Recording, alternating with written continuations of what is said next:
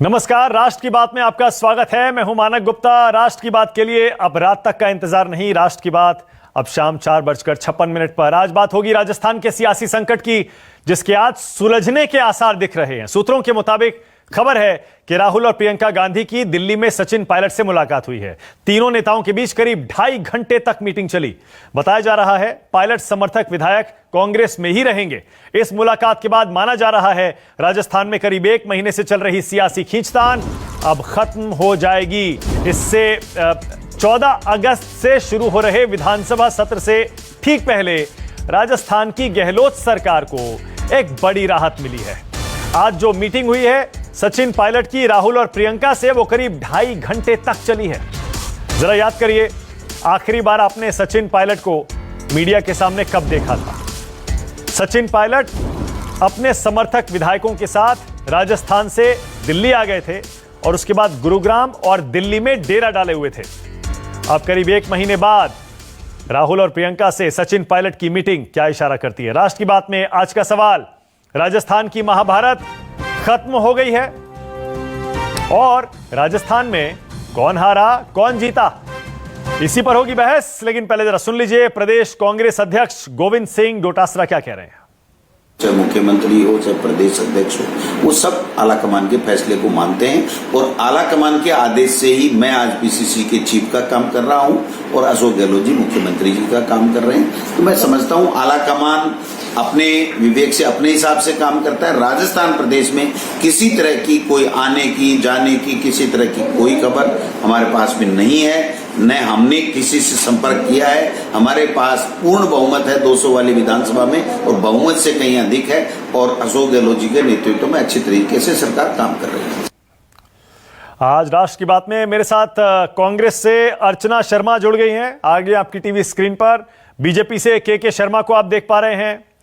आशुतोष हैं senior journalist, political commentator, और सतीश प्रकाश हैं बीएसपी के सपोर्टर। चारों मेहमान मेरे साथ जुड़ गए, आपको टीवी स्क्रीन पर दिखाई दे रहे हैं। मैं के शर्मा आपसे शुरू करूंगा। के सुन पा रहे हैं मुझे? जी जी। के आप मुस्कुरा तो रहे हैं, लेकिन मुझे पता है कि आप आज अंदर से काफी दुखी होंगे। आपका ऑपरेशन कमल राजस्थान में ऐसा लग रहा है औंधे मुंह गिर गया, क्योंकि सचिन पायलट तो एक बार फिर से राहुल और प्रियंका से मिल गए। के शर्मा। मानक जी, यदि आप मेरे दिल के अंदर की बात पहचान लेते हैं तो मैं समझता हूं कि भगवान के बाद आप ही होंगे, क्योंकि मुझे तो हंसी इसलिए आ रही है कि हमारा ना ऑपरेशन कमल, ये तो भाई कांग्रेस की अंदरूनी लड़ाई है, इसमें हमारा क्या इशू है? हाँ। और अच्छी बात है यदि कोई मिल रहा है, जुल रहा है, आपस में बात कर रहा है, ये काम तो पहले ही कर लेना चाहिए था कांग्रेसियों को। हाँ। राहुल गांधी किसका इंतजार कर रहे थे? मुहूर्त तो देख रहे थे। तो विषय तो ये है कि ये तो इनका मसला है। मान लीजिए ना, गद्दार बोले, ये कमीना बोले, ये निकम्मा बोले, ये सारी चीज जो उनको ये बोले, आपस में 2 ही लोग लड़ रहे हैं। आपने अभी एक अच्छा इसके शुरुआत में कहा कौन हारा कौन जीता, तो लड़ कौन रहा था वहां पे?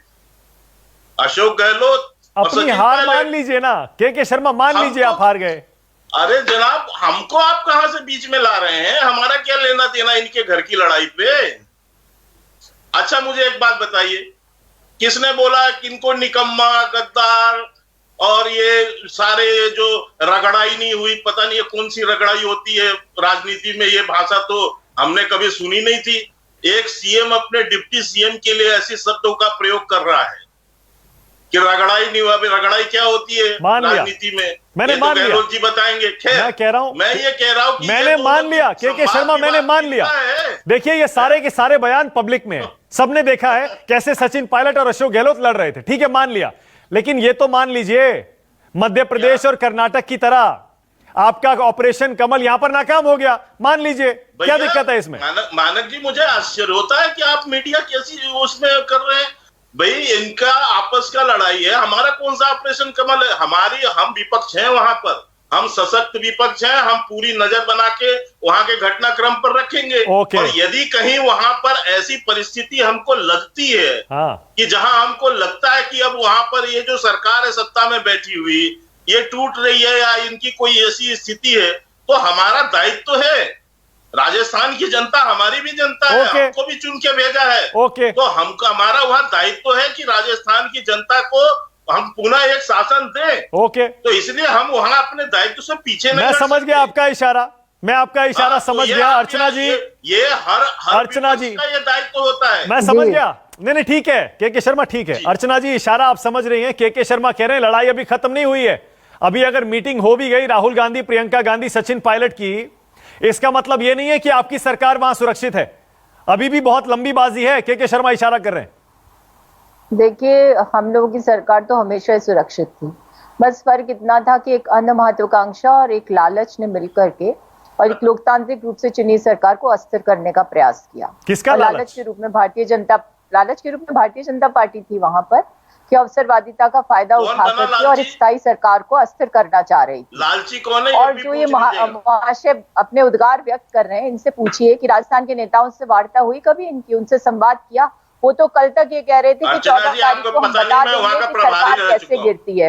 यानी 72 विधायक वाले 123 विधायकों वाली सरकार को गिराना चाहते थे। तो कैसे गिरा सकते हैं? वो ऐसे गिरा सकते हैं कि ऑपरेशन चलाएं, छल कपट की राजनीति करें, खरीद फरोख्त को अंजाम दें और जो हमारे महत्वाकांक्षी नेता थे उनको संरक्षण देकर के अपने मंसूबों को पूरा करें। लेकिन आपने सही फरमाया कि इनका जो ऑपरेशन कमल था वो पूरी तरह से औंधे मुगिरा राजस्थान। अर्चना जी, और राजस्थान में जब ये जी, जितनी मेरी समझ है, आशुतोष बैठे हैं, मैं चाहूंगा वो भी इस पे कमेंट करें। जितनी मेरी समझ है, अभी भी आप तलवार की धार पे चल रहे हैं। इसीलिए जब आप सुन तो लीजिए, मेरी बात तो सुन लीजिए। मैं सिर्फ इतना कह रहा हूं, अभी भी अर्चना जी, जब आप ये कहते हैं ना कि बीजेपी का ऑपरेशन कमल चल रहा था और लालची नेता, बहुत सोच समझकर बोलिएगा अर्चना जी, क्योंकि आप जो भी उंगली उठाएंगी सचिन पायलट और उनके नेताओं की तरफ उठेगी वो सारी उंगली। मेरी बात, मैंने लालची नेता अपने नेताओं को नहीं कहा। लालची भाजपा, सत्ता लोलुप भाजपा महत्वाकांक्षाओं के साथ जुड़ी और उसने उनको प्रलोभन दिया, खरीद फरोख्त की कवायद को शुरू किया। हमारे नहीं, इसमें भी लालची नहीं है, अर्चना जी, अर्चना जी एक सेकंड, अर्चना जी एक सेकंड, अर्चना जी सुनिए ना, मैं ये कह रहा हूं, अगर आप ये कह रही हैं ना कि लालच दिया, खरीद फरोख्त की कोशिश की, इसका मतलब आप ये कह रही हैं सचिन पायलट और उनके इतने विधायक 20 के करीब वो लालच में आकर चले गए बीजेपी की तरफ। देखिए, सुनिए मेरी बात। अब आप मेरी बात, अपने शब्द मेरे मुंह में मत घुसाने का प्रयास करिए। मेरी बात सुनिए। वहां तो अंध महत्वाकांक्षा थी। अब उस अंध महत्वाकांक्षा एक व्यक्ति की थी, 2 व्यक्तियों की थी, तो समय बताएगा। लेकिन उस अंध महत्वाकांक्षा में कुछ लोग और जुड़े और उनको प्रलोभन देने का प्रयास किया, और जिनको प्रयास किया वो हमारे साथ आज हमारे वहां पर हैं, जहां पर हमारे सारे विधायक हैं। और वो चीजें जब खुली, जिनका खुलासा हुआ, इनके केंद्रीय मंत्री की संलिप्तता पाई गई, सब कुछ पटाक्षेप हो गया, तो ये कह रहे हैं कि साहब तलवार की धार पर चल रहे। हम कभी तलवार की धार पर नहीं थे, हम जनादेश के साथ। एक कमेंट और करिएगा, एक टिप्पणी और करिएगा। आपके हिसाब से अगर ये संकट खत्म होता दिख रहा है, क्योंकि सचिन पायलट ने राहुल प्रियंका से मीटिंग कर ली है, तो किसकी हार किसकी जीत मानी जाए? इसमें अशोक गहलोत की जीत नहीं मानी जाएगी, क्योंकि अशोक गहलोत को यह कहना पड़ा, पहले तो वो ये कह रहे थे कि मैं इन नेताओं को दोबारा पार्टी में स्वीकार नहीं करूंगा, अब उन्हें यह कहना पड़ा कि जो पार्टी आलाकमान कहेगा वो मुझे मंजूर है। देखिए, मैं एक चीज बहुत शिद्दत के साथ और पूरी जिम्मेदारी के साथ कह सकती हूँ कि माननीय अशोक गहलोत जी बहुत जिम्मेदार नेता हैं और वो पार्टी के प्रति पूरे तरह से समर्पित हैं। इसलिए जब उन्होंने ये कहते हैं ना कि निकम्मा नकारा कहा, उसका भी हमने कारण बताया था कि जब क्षुब्ध हो जाते हैं अंदर से और व्यथित होते हैं तो ऐसे उद्गार व्यक्त किए जाते हैं। लेकिन तब भी उन्होंने उसी समय कहा था कि यदि हाईकमान ने उन्हें माफ कर दिया तो हम उन्हें एम्ब्रेस करेंगे, यानी गले लगा लेंगे। तो आप देखिए कि कभी भी कुछ ऐसी बात नहीं थी जिसमें हम कह रहे थे कि हमारे लोग नहीं है। हमारे लोग हैं, पदभ्रष्ट हो गए थे, दिग्भ्रमित हो गए थे, किसी के मायाजाल में उसके बाद आ रहा हूं अच्छा बोलिए बोलिए पहले बोलिए, बोलिए। देखिए, मैं आज एक बात जो अर्चना जी ने अभी सारे बयान दिए उससे और आज जो घटनाक्रम हुआ, जो भी हो रहा है, उससे एक बात तो तय है कि रणदीप सुरजेवाला हो या अजय माकन या अशोक गहलोत, जो आए दिन एक बयान दे रहे थे कि भाजपा के लोगों ने कब्जे में रखा है, इनको बंधक बना लिया है, इनको वो उसमें ले लिया है, ये सारी बातें तो आज झूठ साबित हो रही है ना। ये सारे जो है इनकी घर की लड़ाई थी और ये झूठ बोलते थे। ये कांग्रेसी जो जिनको शर्म आनी चाहिए, ये एक राजनीतिक दल के ऊपर अपने घर का लड़ाई का ठीकरा फोड़ रहे थे। यदि वो बंधक होते तो आज कैसे चले जाते? मैं यही बात उस समय भी कहता था कि यदि बंधक है तो रणदीप सुरजेवाला ये बयान कैसे देते हैं कि वेणुगोपाल ने 10 बार बात किया, अहमद पटेल ने बात किया। ओके, ऑल राइट, ओके, एक सेकंड, आरोप लगाते रहिए, एक सेकंड, मुझे विश्लेषण भी करना है, मुझे विश्लेषण भी करना है अपने दर्शकों के लिए। आशुतोष, अभी अभी आपके हमारे सामने इसी डिबेट में अर्चना जी देखिए, अंध महत्वाकांक्षा, निकम्मा नकारा क्यों कहा। आशुतोष, मुझे तो लग रहा है कांग्रेस की अंदर की लड़ाई अभी खत्म हुई नहीं है। आशुतोष देखिए, वो जब तक सचिन पायलट और अशोक गहलोत जी दोनों खुलकर सामने नहीं आते, तब तक आप मान लीजिए कि राजनीति के अंदर कुछ भी अंतिम नहीं होता है। 2-3 चीजें हैं जिसका ध्यान रखना चाहिए। पहली बात यह कि आज की तारीख है 10 और कल है 11 तारीख को इस पर फैसला आना है कि जो 6 बीएसपी के विधायक हैं उनके बारे में क्या होगा, पहली बात। दूसरी बात, पिछले हफ्ते में वसुंधरा राजे सिंधिया दिल्ली आई हैं और नड्डा जी से उनकी मुलाकात हुई है, और उसके पहले खबर यह आई थी कि वहां पर जो प्रदेश के स्तर पर जो पदाधिकारी बीजेपी के बनाए गए उनसे वसुंधरा राजे सिंधिया खुश नहीं है। तीसरी बात, आपको ध्यान होगा, करीब 1 हफ्ते पहले की बात है, अशोक गहलोत के सुर में बदलाव आया था और उन्होंने कहा था कि अगर आलाकमान कोई फैसला करता है तो हम सब लोग आलाकमान की बातों को मानते हैं। अब इन तीनों चीजों को आप जोड़ दीजिए। अशोक गहलोत के सुर क्यों थोड़े नरम पड़ रहे हैं? क्योंकि उनको लग रहा है कि हो सकता है जो 6 बीएसपी के विधायकों का मसला है, जिसके बदौलत उनको 102 सीटें उनके पास मौजूद बताई जाती हैं, अगर उसमें कहीं कुछ अदालत का कोई फैसला आता है, अगर उसमें कुछ गड़बड़ होती है तो वो अपने बल पे जो है वो बहुमत साबित नहीं कर पाएंगे। वसुंधरा राजे सिंधिया लगातार जो है वो बीजेपी आलाकमान को मन मुताबिक फैसला राजस्थान के अंदर नहीं करने दे रही हैं। पिछले 1-1.5 महीनों में आपने वसुंधरा राजे सिंधिया का सिर्फ एक छोटा सा बयान सुना होगा, उसके अलावा कोई बयान उनकी तरफ से आया नहीं है। जबकि कर्नाटक का मसला हो या मध्य प्रदेश का मसला हो, वहां के बीजेपी के नेता आगे बढ़ कर खेलने की कोशिश कर रहे थे। तो ये सचिन पायलट की कमजोरी को दिखा रहा था। और जो तीसरी बात जो मैंने आपसे कहा कि राजनीति के अंदर आप तब दांव खेलते हैं जब आपको लगता है कि आपकी गोटियां बहुत मजबूत हैं। जब आपकी गोटियां बहुत मजबूत नहीं है, 14 तारीख को आपको अपना बहुमत साबित करना है, और अगर अशोक गहलोत को ये लगे कि उनकी सरकार जा सकती है तो बेहतर यह होगा कि सचिन पायलट को गले लगा ले, सरकार को बचा ले, और आगे जब वक्त आएगा तब देखा जाएगा। ओके, इसका मतलब अर्चना जी आप एक आखिरी कोशिश कर रहे हैं, आपको भी भरोसा नहीं है सरकार बचने का? देखिए, आपको मैं एक चीज स्पष्ट कर दूं, सब जगह प्रचारित जो किया जा रहा है वो गलत है। आज की स्थिति में 102 विधायक हैं, और मान लीजिए कि कोई हमारे विपरीत फैसला आता है बसपा के विधायकों को लेकर के, तब भी ऐसा नहीं होगा कि बसपा के विधायक जो है वो इनवैलिड होगी मेंबरशिप। वो हमसे बसपा यानी जो कांग्रेस में आए वो बसपा के विधायक इसलिए कहा जा रहा है क्योंकि उसको लेकर रेट लगाई। अगर मान लीजिए उनका स्टेटस वापस बसपा का हो जाता है, तब भी विप जो है वो उत्तर प्रदेश से तो जारी नहीं होगा ना, वो 6 विधायक उनमें से एक विप होगा, वही जारी करेगा, और उनका समर्थन हमको प्राप्त है। और उससे भी यदि नकारात्मक स्थिति होती है तब भी बहुमत हमारे पास है, भाजपा के पास 72 विधायक। स्वप्न ये देख ही रहे थे और मुंगेरी लाल के सपने भी देख रहे थे, दिग्भ्रमित भी थे और सतीश प्रकाश करने का प्रयास कर रहे थे। सतीश प्रकाश, अर्चना जी तो कह रही है केंद्र की कोर्ट का फैसला जो भी हो, 6 विधायक आपके जो कांग्रेस में चले गए वो तो कांग्रेस के हो गए, अब इनकी सरकार को कोई खतरा नहीं है। सतीश प्रकाश बताइए, आपको क्या लग रहा है? नहीं, देखो मानक जी, कांग्रेस को भी इस बारे में मंथन करना चाहिए कि राजस्थान के अंदर अगर बीजेपी सत्ता से बाहर है और कांग्रेस सत्ता के अंदर है तो कहीं ना कहीं बहुजन समाज पार्टी की बदौलत और एक गठबंधन का धर्म, एक सहयोगी का धर्म। मैं मानता हूं कि बीजेपी की नीतियों के हम खिलाफ हैं, और वो नीतियों के खिलाफ की वजह से ही हमारी ये नैतिक जिम्मेदारी बन जाती है कि हमने कांग्रेस को समर्थन दिया, बहुजन समाज पार्टी ने, और राजस्थान में उनकी सरकार बनाई। लेकिन ये कहाँ का सच है कि जो पार्टी आपको समर्थन दे करके आपकी सरकार बनाए, उसी सरकार पार्टी का मिल गया चुनाव में? आप मुझे बताइए, आप तो हमारे खिलाफ चुनाव लड़े ना, आपके समर्थन से नहीं बने। आपके विधायकों को आपसे रुचि हुई क्योंकि आपके विधायकों ने कहा कि हम तो टिकट ही पैसा देकर आए थे, सार्वजनिक रूप से कहा। और मैं आपको बता दूं कि जब सचिन पायलट जी प्रदेश अर्चना जी देखिए, राजस्थान प्रदेश में कश्मीर से लेके कन्याकुमारी तक कोई ऐसी जगह नहीं जहां दलित वोटर न रहता हो। कांग्रेस को इस डायनामिक से बाहर आना चाहिए दलित मूवमेंट से नहीं किस चीज से टकराना आना चाहिए चाहिए कांग्रेस को बाहर? आपको कहीं ना कहीं खामियाजी में भुगतना पड़ेगा। ओके, एक सेकंड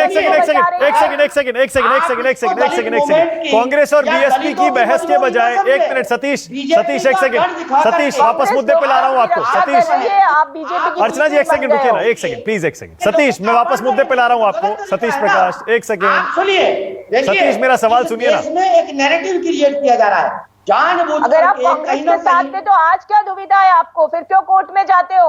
क्यों बीजेपी की सहायता करना चाहते हो आप? हमने आपको आप तो हमारे सामने चुनाव लड़े हो।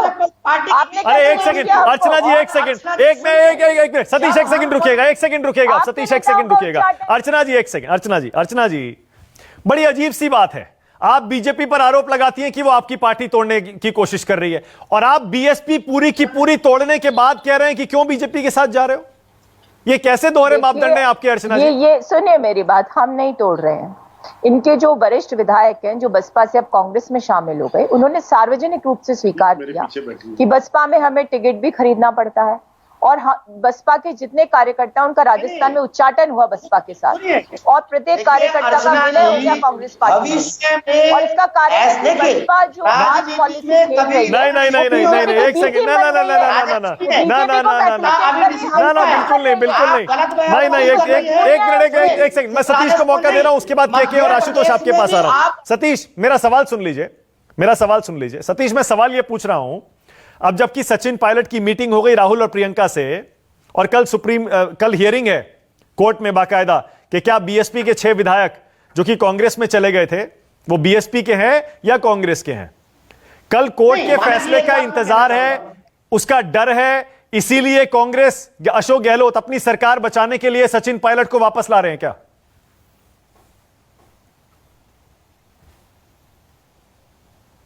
ये मानक जी मुझसे सवाल है? हाँ आपसे है, सतीश बोलिए।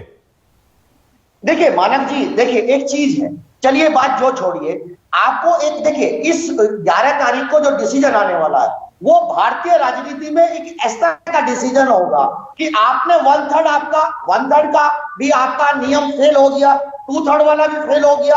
अब ये 100% वाली बात है, कांग्रेस ने गलती की, चलिए इन्होंने एक अपराध किया, एक राजनीतिक अपराध किया, लेकिन इस राजनीतिक अपराध करने के साथ साथ आपने एक बहुत बड़ी गलती कर दी, और उस गलती का खामियाजा ना कहीं आपको न्यायालय में दिखाई देगा।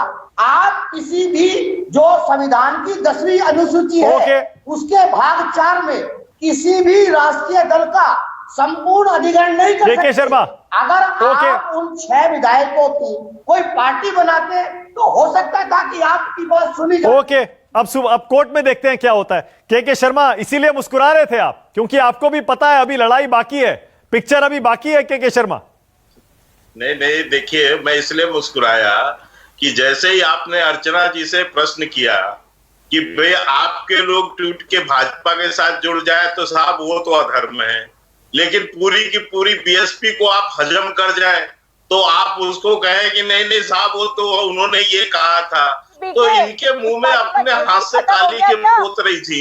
इसलिए मुझे हंसी आई कि इनकी राजनीतिक जो सोच है वो किस स्तर की है। कांग्रेसियों की राजनीतिक जो कर्म है वो आपके सामने था, और अर्चना जी लाजवाब थी उसकी जवाब देने के लिए, तो उन्होंने अब बीच में क्यों बोल रही है? ईमानदारी से पूरी बोलने से कुछ नहीं होगी, आपकी सरकार बनने न बनने आप बीच में क्यों अपनी असभ्यता का परिचय देती हैं? आप शांति से सुनिए, अच्छा के काम करिए, के शर्मा बताइए, कौन हारा कौन जीता अभी तक की जो लड़ाई हुई है? आगे जो होगा वो देखा जाएगा। अभी तक कौन हार रहा है, कौन जीत रहा है राजस्थान की लड़ाई में? मानक जी, मैंने तो पहले ही कहा कि ये लड़ाई किसके बीच थी, पहले तो ये डिसाइड कर लीजिए ना। आप मुझे एक चीज बताइए, पहला नोटिस जो है अशोक गहलोत जी की सरकार ने सचिन पायलट को दिया या नहीं दिया? आप किनारे बैठकर मजे नहीं ले सकते के शर्मा। मान लिया ये लड़ाई सचिन पायलट और अशोक गहलोत की थी, लेकिन आप भी उसमें एक पार्टी हैं, मान लीजिए। मेरी बात पूरी होने दीजिए सर, मेरी बात तो पूरी होने दीजिए। मैं ये कह रहा हूं, क्या हमने नोटिस दिया था? हमने करोड़ों रुपए हमसे लेके गहलोत जी ने नोटिस दिया जी को? पहले ये बताइए मुझे, कौन वहां से छोड़ के अपने 20-25 विधायकों को लेके दिल्ली में बैठा? ये सचिन पायलट बैठे। अरे भाई, तो ये लेकिन आप तो बताइए कि तैयार हमने थे ना, उसमें अशोक क्या था? गहलोत सरकार इससे गिरने ये की स्थिति है- में आप तैयार थे सरकार बनाने के लिए, आपने अभी भी ये बात कही, इसका मतलब आपका इंतजार लंबा हो गया ना अगर सरकार नहीं गिरी तो। ना ना, मेरी बात सुनिए, मैंने क्या बात बोली है फिर से मैं रिपीट कर दे रहा हूं। मैं ये कह रहा हूं हम एक विपक्ष हैं वहां पर, और कोई ऐसे विपक्ष नहीं, हम सशक्त विपक्ष हैं। और हम बिल्कुल इस बात का, क्योंकि राजस्थान की जनता ने हमें भी वहां वोट दिए हैं, तो हमारा दायित्व है वहां पर कि यदि ये कोई सरकार निकम्मी साबित हो रही है, असफल साबित हो आशुतोष, रही है, अपने घर के लड़ाई अंतर कलह के कारण से आप 2.5-2 महीना से आशुतोष, ऐसा लग रहा है बीजेपी बड़ी कंफर्टेबल पोजीशन में है राजस्थान में, वो बस बैठकर किनारे। बौखलाए हुए हैं। ओके, एक सेकंड, एक सेकंड, जनता का वहां पर षड्यंत्र ओके, के रुकिए ना। फेल होने से बौखला गए। अच्छा, अब रुकिए ना, एक सेकंड। आशुतोष, ऐसा लग रहा है बीजेपी हाथ में पॉपकॉर्न लेकर और पूरी पिक्चर बाहर बैठ के देख रही है आशुतोष, इसीलिए के शर्मा कह रहे हैं ना हमारी लड़ाई है, ना हमारा कोई फायदा, ना हमारा कोई नुकसान। लेकिन असल में तो बीजेपी का इंतजार लंबा हो जाएगा ना अगर सरकार नहीं गिरी तो। देखिए, बीजेपी की आदत ये नहीं कि पॉपकॉर्न लेके वो सिनेमा हॉल के बाहर बैठे। बीजेपी की आदत है पॉपकॉर्न लेके अंदर सिनेमा हॉल में बैठे और उसके बाद कहें कि फिल्म ये चलाओ जो मैं चाहता हूं। ये जो पूरी कहानी है, जो कांग्रेस मुक्त भारत बनाने की जो पूरी योजना है, उसके तहत ही कर्नाटक के अंदर सरकार गई थी, उसके तहत ही मध्य प्रदेश के अंदर कांग्रेस की सरकार गई थी, उसके तहत ही गोवा के अंदर 17 विधायकों के बावजूद भी कांग्रेस की सरकार नहीं बनी थी, उसके तहत ही मणिपुर में हुआ था, उसके तहत ही अरुणाचल प्रदेश में सरकार गिराई गई थी, उसके तहत ही उत्तराखंड में सरकार गिराई गई थी। तो ये जो मासूमियत का खेल, तो भारत के जो दर्शक है वो समझते हैं इन सब बातों को। दरअसल में राजस्थान के अंदर दिक्कत क्या है, राजस्थान के अंदर बीजेपी अपनी योजना में कामयाब हो जाती, बीजेपी अपनी योजना में कामयाब हो जाती अगर वसुंधरा राजे सिंधिया के तेवर कुछ अलग नहीं होते। वसुंधरा राजे सिंधिया अकेली बीजेपी के नेता हैं जो आज भी अमित शाह और नरेंद्र मोदी को मनमाने फैसले राजस्थान के अंदर नहीं करने दे रही हैं, और जो फैसले वो करने की कोशिश करते हैं उस पर वो नाराज हो जाती है। मैंने बार बार कहा, जब कर्नाटक का मसला चल रहा था तो बीएस येदियुरप्पा आगे बढ़कर जो कांग्रेस के विधायकों को तोड़ने की कोशिश कर रहे थे। मध्य प्रदेश के अंदर जो है वो वहां पे शिवराज सिंह चौहान, नरेंद्र तोमर, नरोत्तम मिश्रा ये लगे हुए थे। लेकिन अगर आप यहां पर देखें राजस्थान के अंदर तो कौन लगा? शेखावत कौन है? जिनको वसुंधरा राजे सिंधिया बिल्कुल पसंद नहीं करती। सतीश पूनिया बिल्कुल, और वसुंधरा राजे सिंधिया के बीच में 36 का आंकड़ा है। लेकिन दिक्कत क्या है कि 72 में से 47 विधायक वो वसुंधरा राजे सिंधिया के खेमे के हैं। तो वसुंधरा राजे सिंधिया की चुप्पी अशोक गहलोत की सरकार को बचाने का काम कर रही है। ओके, अब बोलिए, क्या बोलिए। बीजेपी को पसंद नहीं है। अब बोलिए, क्या बोलिए। देखिए मानक जी, मैं केवल ये आशुतोष जी बहुत अच्छा असेसमेंट कर रहे हैं, बहुत अच्छे वो जानकार है राजनीति के, मैं उन पे कमेंट नहीं करूंगा। मैं केवल इतना कह रहा हूं, आपके सामने पंजाब की स्थिति आपके सामने। पंजाब के अंदर में इनके ही कांग्रेसी सांसद बाजवा खुलेआम तलवार लेके अमरिंदर सिंह के सामने खड़े हैं, नहीं खड़े हैं 3 दिन से, और क्या बोल रहे हैं कि अमरिंदर सिंह को तत्काल हटा दो वहां से। अब इन दोनों की लड़ाई है, और यदि वहां पर कल 20-25 विधायक इनके कट के बाहर निकलते हैं तो क्या आप हमको दोष देने आएंगे? यही काम यदि सचिन पायलट ने ना किया हो, यही काम अर्चना जी, अब क्या बाजवा हमारे। ओके अर्चना जी, अभी तक अगर मान लीजिए आपने सचिन पायलट को मना भी लिया, सचिन पायलट शर्त रख रहे हैं कि मैं सरकार का हिस्सा नहीं बनूंगा, मैं पार्टी में रहूंगा, अगर ऐसा हो जाता है, सरकार बच भी जाती है अर्चना जी, तो किसकी हार किसकी जीत मानेंगे इसे? देखिए, अभी मुझे नहीं पता उन्होंने क्या इच्छा व्यक्त की है, लेकिन मैं समझती हूँ कि उन्होंने कभी कहा नहीं कि मैं कांग्रेस पार्टी से बाहर हूँ या मैं कांग्रेस का सदस्य नहीं हूँ। जितने भी हमारे बागी विधायक जिनको आप लोगों ने संज्ञा दी, वो ये कहते रहे कि हम कांग्रेस पार्टी के साथ हैं। उनके कुछ डिफेंसेस थे, हाईकमान से बात हुई तो निश्चित रूप से उसका निस्तारण हुआ होगा। लेकिन मैं इतना कहना चाहती हूँ, हार जीत किसी की नहीं है, लोकतंत्र जिंदा रहे उसका संघर्ष था। और ये जो पॉपकॉर्न लेकर के और फिल्म अपने हिसाब से चला रहे हैं, जो आशुतोष जी ने व्याख्या की, बिल्कुल सही की। लेकिन ऐसा है, समय हमेशा एक सा नहीं होता, ऐसी जो ताकतें होती है उनको भी मुंह की खानी पड़ती है, और राजस्थान में ये उत्पन्न हुआ है। राजस्थान में संघर्ष कांग्रेस के बीच नहीं था, राजस्थान में संघर्ष वसुंधरा राजे को रिप्लेस करवाना एक ऐसे मंत्री के माध्यम से था जो खरीद फरोख्त। ओके, ऑलराइट, ओके अर्चना जी, मेरे पास टाइम खत्म हो गया है, लेकिन देखिए स्थिति पूरी तरह से इस डिबेट के बाद साफ हो गई है। राजस्थान की लड़ाई अभी खत्म बिल्कुल नहीं हुई है। आपने अर्चना जी की बात सुनी कांग्रेस की तरफ से, वो भी साफ साफ इशारा कर रही हैं, और बाकायदा कांग्रेस की प्रवक्ता है राजस्थान में, वो राजस्थान कांग्रेस की तरफ से बोल रही हैं। वो कह तो रही है स्वागत है सारे विधायकों का जो पार्टी से दूर हो गए थे, लेकिन लड़ाई अभी पूरी तरह से खत्म नहीं हुई। अभी देखते हैं सचिन पायलट क्या करते हैं, कोर्ट में क्या होता है और उसके बाद बीजेपी क्या हार मानने को तैयार है। बहुत बहुत शुक्रिया आज राष्ट्र की बात में आने के लिए के शर्मा, आशुतोष, अर्चना जी आपका और सतीश प्रकाश, बहुत शुक्रिया। नमस्कार, मैं हूं मानक गुप्ता।